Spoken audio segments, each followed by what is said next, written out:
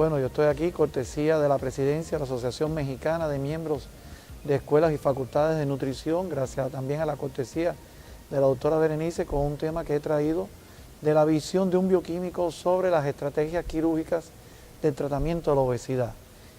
Ante el avance de la obesidad y ante la necesidad de buscar soluciones rápidas en casos dramáticos de obesidad, cuando la propia supervivencia del paciente está afectada, la profesión médica ha empezado a experimentar con enfoques quirúrgicos. Estos enfoques quirúrgicos pueden ser conservativos, procederes endoscópicos que buscan crear un efecto de saciedad a través de colocar un cuerpo extraño, hasta procederes quirúrgicos per se que llevan la supresión de áreas del intestino delgado, incluso del propio estómago, buscando restringir el ingreso de nutrientes e inducir cambios de tipo malabsortivo. Hay una experiencia ya que se acumula durante los últimos 50, 60 años y que nos ha permitido incluso crear un nuevo cuerpo de conocimientos acerca de cómo se regula las sensaciones del hambre, el apetito y la saciedad del ser humano. Bueno, realmente los procederes en la década de los 50 y los 60 se hacían procederes laparotómicos, es decir, tiempo quirúrgico dilatado, había que exponer el abdomen del paciente, habían que crear manualmente con todo el tubo digestivo expuesto, cirugías, suturas manuales para producir estos cuadros malabsortivos. Obviamente que en aquel momento la técnica quirúrgica no estaba tan desarrollada como hoy y había una alta tasa de complicaciones, había una tasa alta de morbilidad posterior temprana, incluso de mortalidad, y eso hizo que estas avenidas quirúrgicas quedaran en el olvido durante mucho tiempo, hasta que ya en la década de los 80 y los 90, con el impulso que recibieron las técnicas quirúrgicas, endoscópicas, mínimo acceso, operación en el mismo día, egreso temprano, un largo, etcétera, la tecnología mejoró mucho, el instrumental mejoró mucho, la habilidad quirúrgica mejoró mucho, pues entonces hoy básicamente tenemos tres grandes opciones. Una opción es colocar por vía endoscópica un balón intragástrico. Un balón intragástrico se rellena con solución salina a un volumen determinado para crear un efecto de cuerpo extraño de saciedad. Es decir, ya hay una cosa en tu estómago que llena la cavidad, que te genera saciedad, que te limita la capacidad de comer y además te limita lo que tú puedes ingresar en la cámara gástrica. Es una línea de trabajo que con la cual yo estoy muy de acuerdo porque no induce a un cambio permanente de la anatomía y el fisiologismo intestinal. De esa línea salió entonces un proceder que hoy ha ganado mucha popularidad, que es la famosa gastroyeyunotomía en Y de Roux con una recesión gástrica asociada, que es un proceder que induce una mala absorción a través de restringir la cantidad de alimentos en la cúpula gástrica. Básicamente se crea un reservorio gástrico que tiene capacidad para 50 mililitros, 50 cc de alimento. Y se desconecta el duodeno, con eso se logra el cierre de determinadas señales que hoy sabemos que son diabetogénicas y obesogénicas, y se crea un bypass a la parte más baja del intestino delgado que incluso contribuye a regular mejor la utilización de la glucosa. La gastrectomía con gastroyeyunotomía en Y de Roux ha sido uno de los procederes más extendidos, más usados durante muchísimo tiempo. Realmente genera resultados inmediatamente, en un 90% más. La tasa de complicaciones es muy baja. La crítica que yo le hago es que hay que mutilar permanentemente al tubo digestivo y eso lleva a complicaciones a mediano y largo plazo que tenemos que estar alerta desde el momento que incluso colocamos al paciente en este tratamiento. Hoy en día se está sugiriendo y se está empezando a experimentar un proceder menos mutilante, no por ello menos invasivo, que es la derivación biliopancreática con un cruce, un intercambio duodenal. No hay que hacer modificaciones de la cámara gástrica, no hay que hacer grandes modificaciones de suturas y de cruces malabsortivos y tiene incluso mejor éxito que la gastrectomía en Y de Roux. Entonces, por ese mundo estamos caminando. Obviamente, sigo diciendo que la crítica que yo hago es que estamos operando sobre un cuerpo sano, en el sentido de que estamos operando sobre un individuo en cual la única solución que tenemos para mejorarle un cuadro de cosas que él tiene ahora y que lo lleva a una supervivencia acortada a muy corto plazo es la cirugía. Pero bueno, es otra opción que tenemos ahora a la mano para intervenir y hay que usarla juiciosamente. Realmente están confluyendo muchas ramificaciones, muchas influencias, muchas cosas que están pasando todas al mismo tiempo. Yo pienso que la principal es la acelerada urbanización de las sociedades. Es decir, recordemos que somos de una herencia rural, agrícola, campesina. Recordar que toda nuestra cultura, toda nuestra formación tenía esa impronta de lo rural, de lo campesino, porque era transmitida por nuestros abuelos que eran campesinos. La vida en la ciudad ha llevado a erosionar estos valores, ha llevado a cambiar nuestras formas de vida, nuestros hábitos de conducta. Todo eso ha ocurrido en menos de 15, 20, 30 años. La urbanización de las ciudades es un cambio muy abrupto de muy poco tiempo. Todavía estamos adaptándonos a los mismos. El propio México, el Distrito Federal ha crecido de forma espectacular en muy poco tiempo. De una época eran 15 millones de habitantes, hoy casi que son 30 millones de habitantes. La ciudad estaba constreñida por la famosa circunvalación.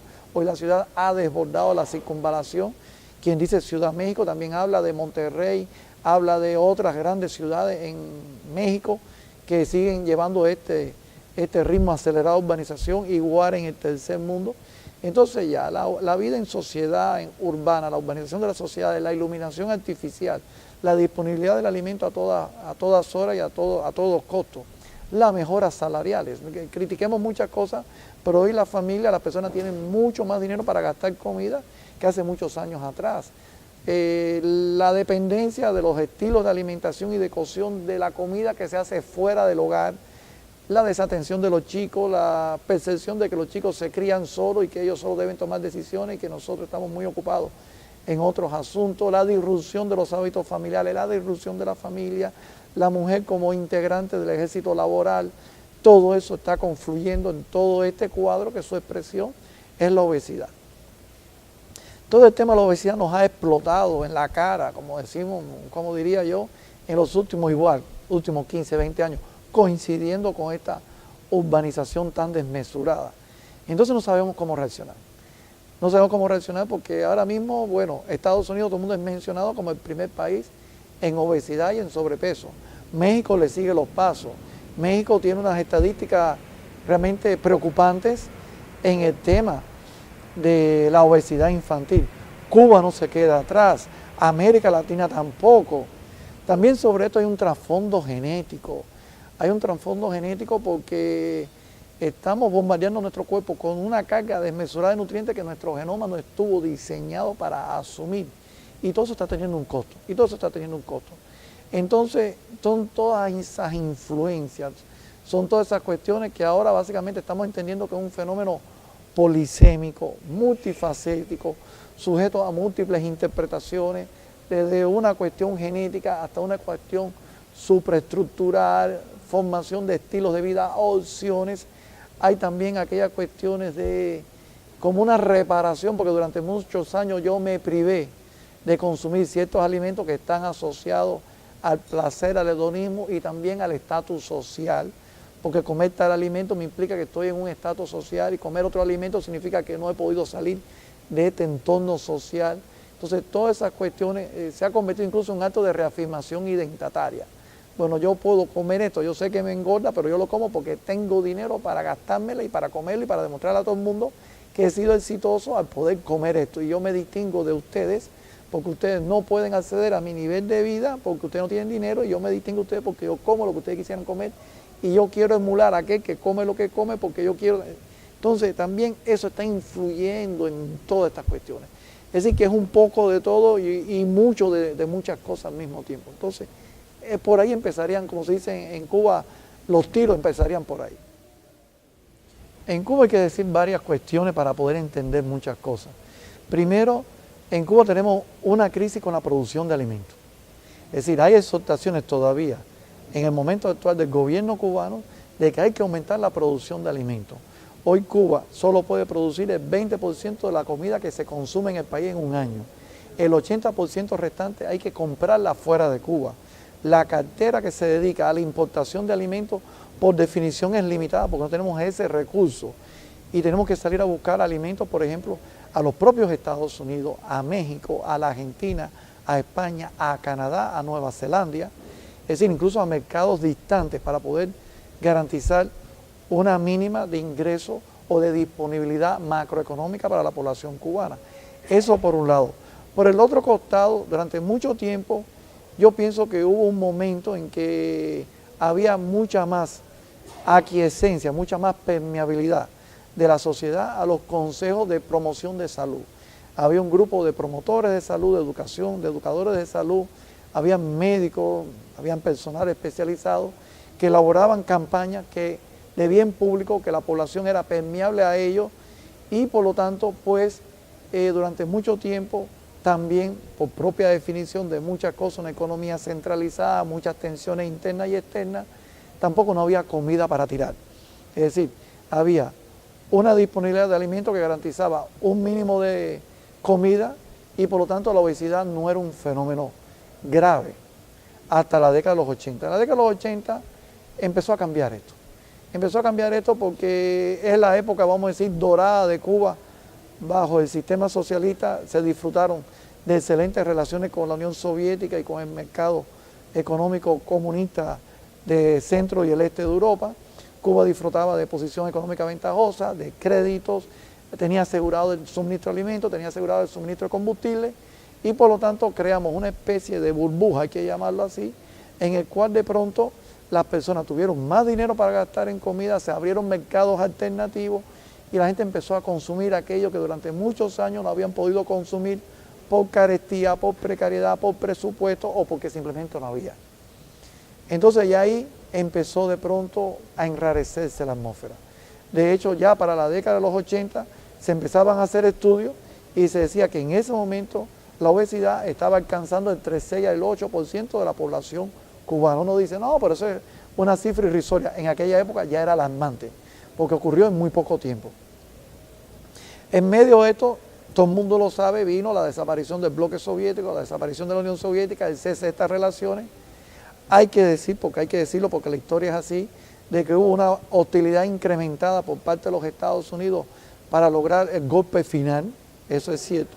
Eso dictaminó una crisis económica grave en Cuba, que se trató de contener mediante medidas económicas drásticas, de restricción forzosa, que a nadie le gustan, que todo el mundo criticó, pero no había otro remedio para no sucumbir en el intento, que se llamó el periodo especial. Entonces todos los alimentos que a la gente le gustaban desaparecieron de la noche a la mañana. Entonces volvimos a caer en una situación de restricción forzosa de lo que a mí me gusta y como lo que a mí no me gusta. Y en eso también educamos a los niños. Producto de todos estos cambios vinieron medidas económicas que no hubiéramos querido tomar y hubo que tomarlas. Ahora podemos entrar en eternos debates si fueron razonables o no. Lo cierto es que se tomaron y se abrió un mercado de frontera para que las personas que tuvieran una diferenciación monetaria llegara a ese mercado y comprar aquellos alimentos que a la gente le gustaban. Entonces, en vez de buscar ese momento y crear una revalorización de muchas cosas y de una reafirmación de la percepción de riesgo en muchas cosas, nos fuimos por la tangente y bueno, el que quiera tomar helado y tiene dólar para ello, que lo compre. El que quiera comer chocolate y tiene dólar para ello, que lo compre. El que quiera queso, carne de res y tenga dólar para ello, bueno, que lo compre. Y entonces volvimos a crear una especie de diferenciación social. Aquellos que vivían bien y ganaban mucho dinero o lo recibían del exterior en forma de remesa, podían acceder a estos mercados de frontera y tenían entonces un estándar de vida y un estándar de composición corporal distinto a aquellos que no podían. Entonces estos eran más gorditos, más llenitos, empezaba la obesidad y la diabetes, y estos que no podían estaban más gritos, más flaquitos, pero estaban más sanos. Pero todo el mundo quería estar enfermo como aquellos, ¿no? Por el tema. El que tenía dólares tomaba Coca-Cola, el que no tenía dólares no podía tomar Coca-Cola. A los niños en los cumpleaños se le hacían sacrificios para regalarle la Coca-Cola en vez de regalarle un jugo de fruta natural. Al final rebotamos de este fenómeno, nos reinsertamos en la economía, se quedaron los mercados de frontera, se abrió toda una oferta de productos elaborados fuera de casa, que fueron los famosos restaurantes operados privadamente, que en una época se llamaron paladares y albergaban 12 mesas, hoy son grandes complejos gastronómicos, donde por un precio que la gente puede decir que si es módico o no, bueno, un plato fuerte te cuesta $8, al cambio en Cuba son 250 o más pesos cubanos. El salario promedio en Cuba es de 500 a 600 pesos mensuales, es decir, que una persona en un día en un restaurante de frontera se come la mitad de su salario, pero al que se le da un gusto, se le da un trancazo bienvenido sea. Entonces volvimos a reflotar todo el tema de la obesidad. Por lo tanto, en el momento actual estamos muy preocupados primero, porque a pesar de todas estas cuestiones que le estoy relatando a mis oyentes y al auditorio, en Cuba el exceso de peso está llegando al 30%. La obesidad está llegando entre la octava y la quinta parte de la población cubana. Está creciendo de forma muy acelerada, muy rápida en los niños. Yo estoy ahora insertado en un hospital pediátrico y estoy viendo muchos niños obesos ya con daño renal instalado. Niños con diabetes que ya tienen que administrarse insulina. Es decir, hemos creado ambientes obesogénicos y eso es preocupante para todos. Pero es muy difícil en el contexto cubano llegar a alguien y decirle no comas esto, restringe esto, limítate aquí, porque las personas ya lo ven como un sello, incluso hasta de reafirmación ante un orden de cosas, hasta un propio sistema. No, si el sistema me niega esto, yo voy a utilizar dinero para que mi familia coma esto, porque entonces entran hasta en esos conflictos de identidad. Entonces se hace muy difícil, Hay que actuar sobre el sistema de la percepción de riesgo, que es importante tener una conducta saludable, una vida saludable, una alimentación saludable, de crearle un entorno saludable a nuestros hijos. Que no puede ocurrir que nuestros hijos ya estén enfermos con enfermedades que eran impensables con 12, 13, 14, 15 años de edad. Eso en alguna parte de alguna mente de alguien tiene que entenderse que no es lo que debe ser, por no decir que es una aberración. Pero es difícil, se hace muy difícil. Nos queda educar y continuamente educar, y el nutricionista tiene que insertarse en estos entornos, entender todas estas dinámicas, todos estos determinantes y poder intervenir de forma exitosa.